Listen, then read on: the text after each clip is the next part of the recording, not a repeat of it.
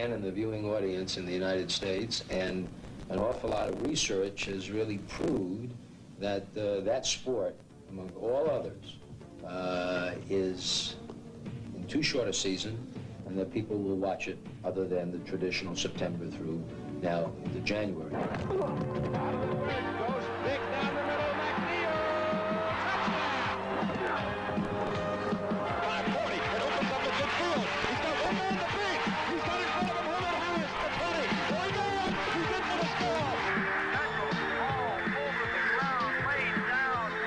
Got more yards than I did, Kelvin got more yards than I did, but I got the ring.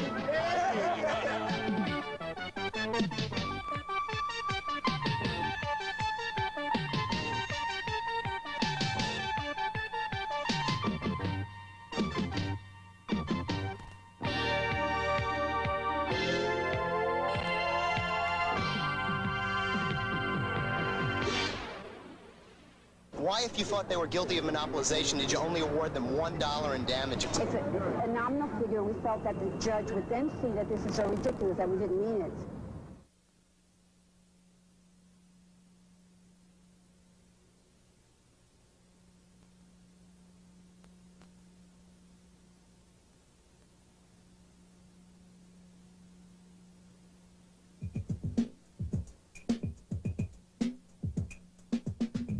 I'm happy to have you all here for one of what we think is one of the most exciting and dramatic events that's happened in the field of sports in a long time. It's the birth of a new league, a new professional football league, the United States Football League. We don't even have chin straps. We're going to try to develop our own stars.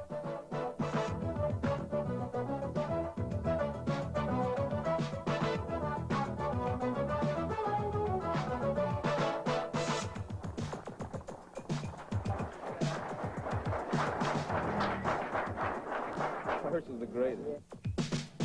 I think it's great. It's fun and it's exciting.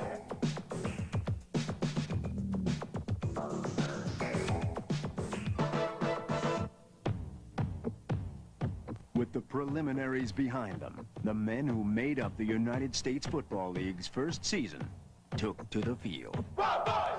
Wild boys! Wild boys! Wild boys! Their goal in this league, in any league, to win. You got sirens for a welcome, there's blood stained for your pain, and your telephone been ringing while you're dancing in the rain. Wild boys wonder where is glory, where is all you angels? Now the big heads fell, and lovers war with arrows over secrets they can tell. They tried to tame you, looks like they'll try again. Wild boys never listen. Wild boys never chose this way. Wild boys never close your eyes. Wild boys always shine.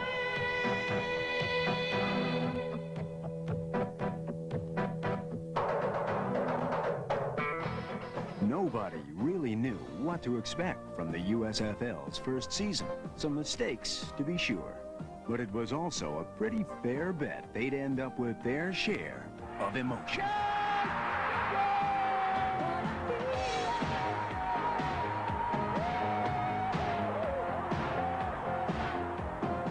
Just 2 weeks into the season, the Arizona Wranglers commenced a last-minute comeback against the Chicago boss, George Allen.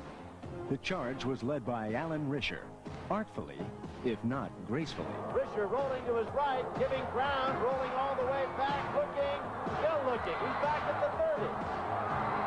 Throws it. Caught for 2 points in the end zone. Oh, baby. Then, with but 1 second left to play, the Wranglers beat the odds.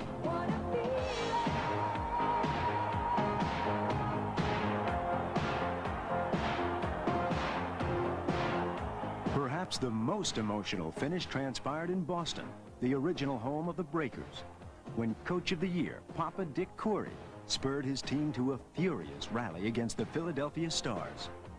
And on the game's final play, Johnny Walton's prayer received an immaculate deflection. Down the middle.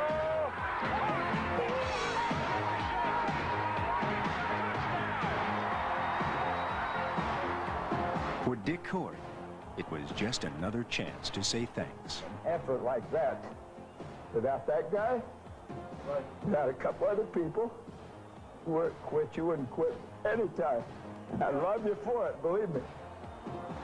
Philadelphia was the victim in Boston, but in the league's first playoff game, it was Jim Mora's Stars who danced with a miracle. The Stars looked pitiful for 3 quarters against the Chicago Blitz, until, trailing by 21 points with just 12 minutes left to play, Chuck Fusina found the Midas touch. It's the greatest effort. Fusina rolling, looks into the end zone, goes, touchdown! The greatest comeback. Quick pop pass, complete to Dudley.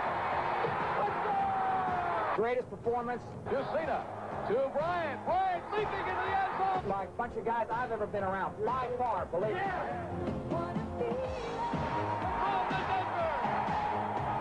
The victory put the Stars across the field from the Michigan Panthers in the league's first ever Summer Bowl.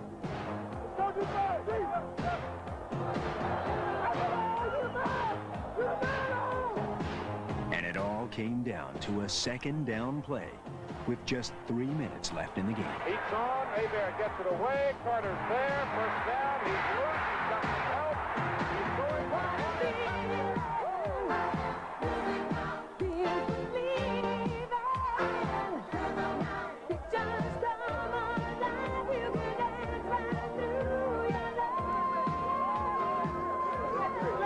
We just stuck together, you know, the team showed us off, and the fans, we were 1-4, but they came back when we started winning, and, you know, I'm this guy who won the championship.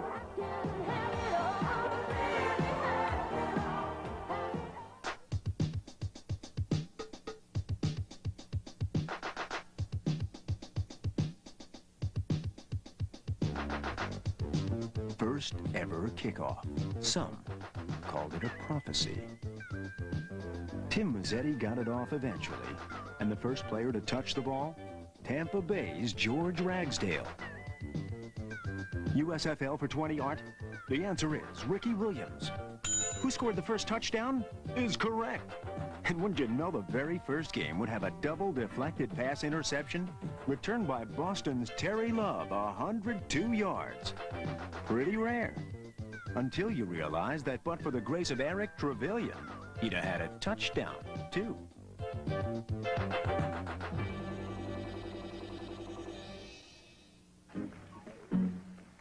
A lot of things made up the USFL's first season, but none was more important than a guy who, at one time, kind of stood out amongst his peers on the high school football field. Deep inside, Herschel Walker probably always knew he'd make the big time someday in a very big way. But first, an apprenticeship had to be paid with the Georgia Bulldogs. They say the neon lights are right on Broadway. They say there's always magic in the air. But when you're walking down that street and you ain't had enough to eat, the flicker rubs right off and you're nowhere.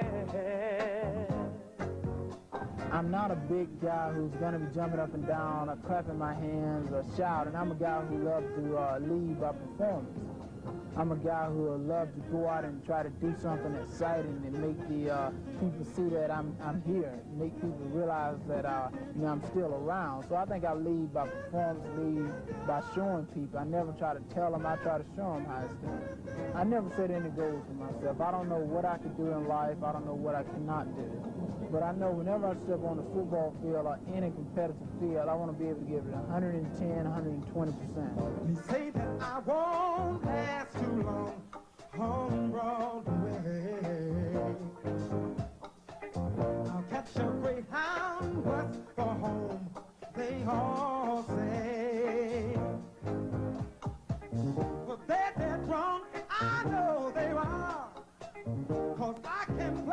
this here guitar, and I won't quit till I'm a star on Broadway. It is now a great pleasure to announce the winner of the 1982 Heisman Memorial Trophy from the University of Georgia, Herschel Walker. I know a lot of people think this world is made of individuals, but life is a team, life is a group, everything works together. I came from a very, very small town in Wrightsville, at least in Georgia, called Wrightsville, Georgia. And I still remember one of the first speeches that I ever made, and that was, people help to make better people. At the end of his junior year, Herschel Walker felt he could make a better person of himself by joining the New Jersey Generals. He bore the weight of a league on his shoulders and carried it with class. Dignified and exceptionally talented, Herschel Walker has only ever known one purpose, and that's to keep getting better. I think right now I'm a much better ball player now than I was at Georgia because I'm an all-around ball player. I'm a pass receiver as well as a blocker.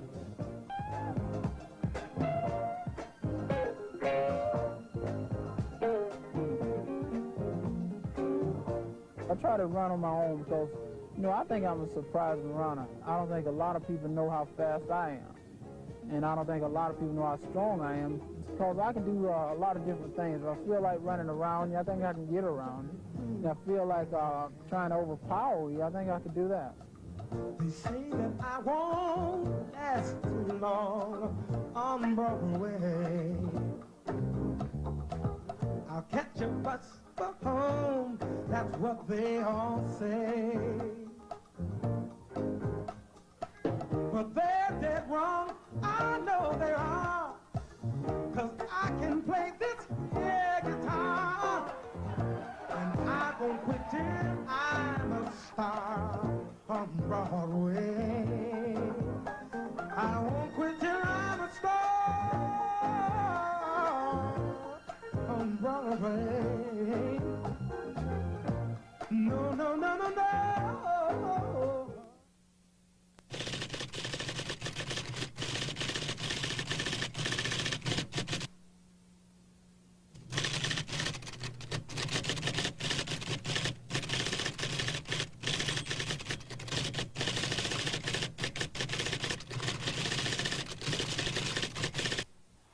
Beyond everything, the USFL Year One had given football players who might not have had the chance a place to play.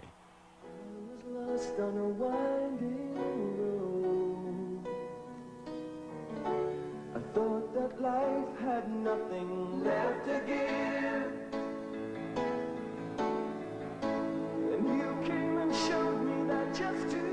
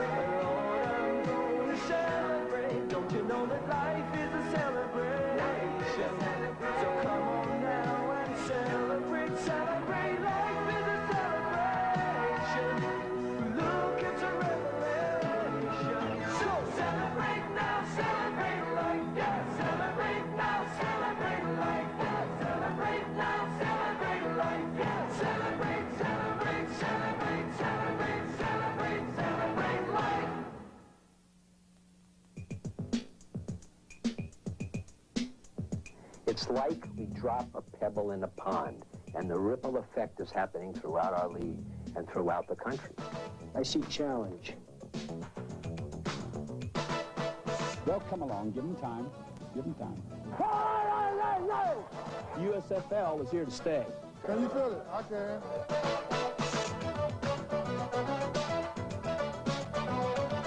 His main problem is quarterback. That is the direction that we have to take. I think there has to be a balance of some more experienced, stronger arm quarterbacks that I really think the league is lacking in right now. So that's what they got in '84. Better quarterbacks, like Steve Young, who signed the league's first and last $40 million contract. Brian Sipe, once the NFL's most valuable player, lent stability to New Jersey for considerably less. Cliff Stout left the Pittsburgh Steelers bench behind for a starting job in Birmingham. Former Buccaneer Doug Williams emerged in Oklahoma as an outlaw. And in Memphis, the elusive Walter Lewis helped guide the Showboats through their first season. But the creme de la creme could be found in Houston, where as a rookie he threw for more than 5,000 yards, fired 44 touchdown passes, and had 9 300-yard games. Jim Kelly, the stuff heroes are made of, and MVPs.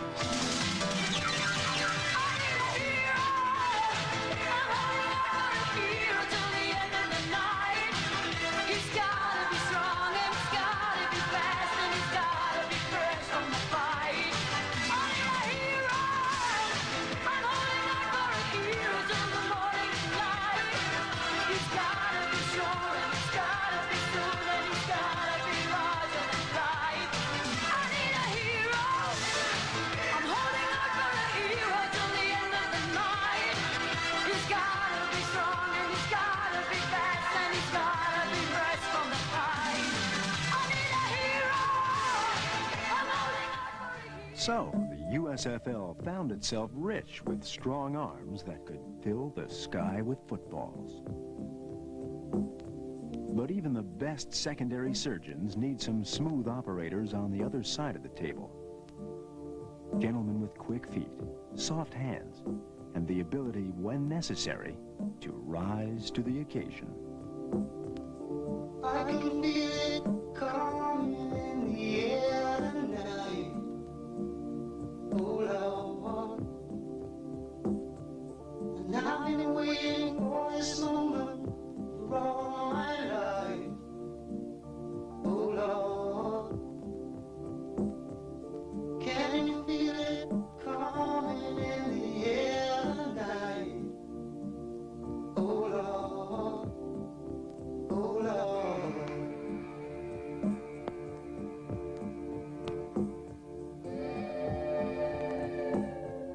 And I can feel it coming in the air tonight. Oh, Lord. Well, I've been waiting for this moment for all my life. Oh, Lord. I can feel it coming in the air tonight.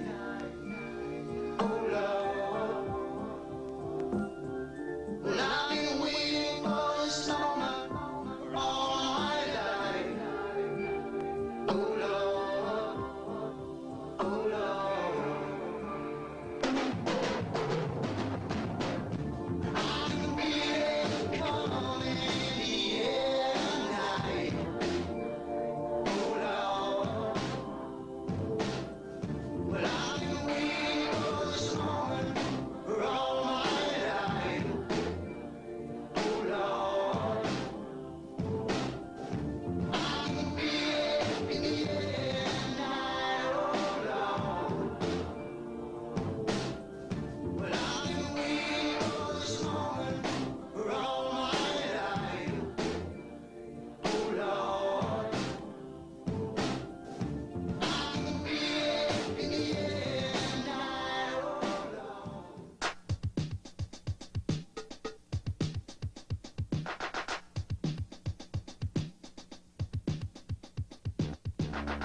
Rain, lightning, Thunder, Tampa Bay.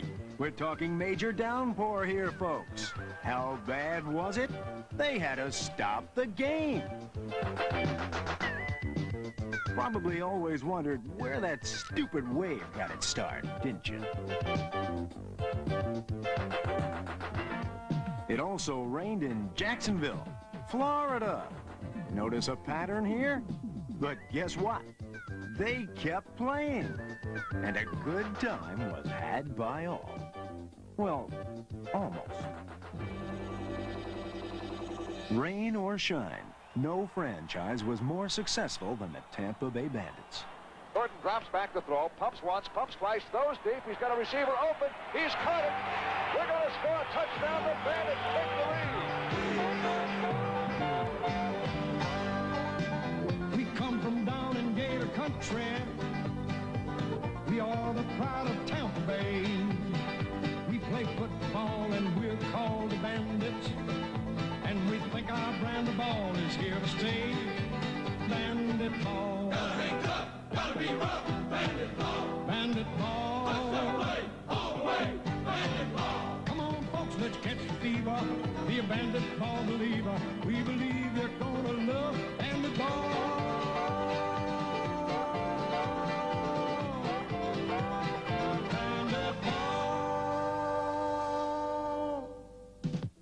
And then there is the story of the Federals, the league's worst team, bar none. But it wasn't so much that they lost, it was how they lost. Consider this.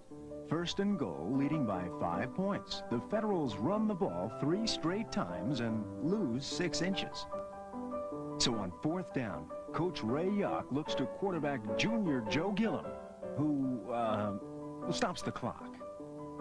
No matter. The Feds still lead, and Arizona needs 99 yards for a touchdown. Remember Alan Risher? Yep, the same Alan Risher. To Jackie Flowers this time. Arizona wins by a point and sends Yock shopping for some answers. Of course, some fans have already been there and come up empty. The next week against New Jersey, all the Feds need is a 33-yard field goal with 11 seconds left to win. Could it get worse? Well, 1 week later against Tampa Bay, the Bandits call on a guy who 3 days prior was studying horticulture at Duke University. And Carl Franks pots the winning touchdown with 2 minutes to go. Next stop, Oakland, where with 1 minute left, the Feds can finally pull it off. Owensby back to throw. He's going to run for it. He did not get there. He is stopped at the 1-yard line. Washington comes up a foot short of the end zone. And then, well, along comes New Jersey one more time, while the Fed fans remain impervious to the obvious.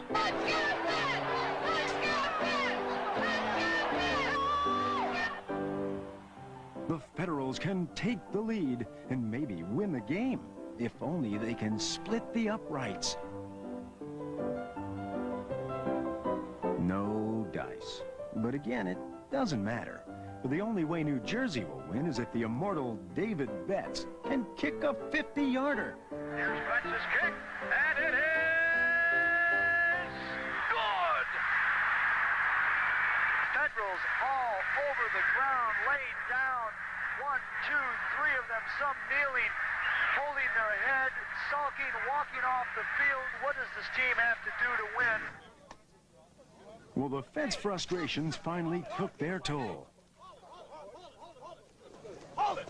Fortunately, Ray Yock knew precisely how to deal with the situation. Hold it, let him go, let him go, let him go.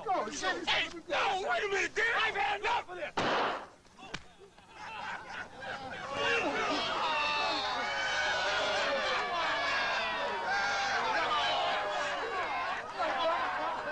Sometimes it helps to have your finger on the psychological trigger.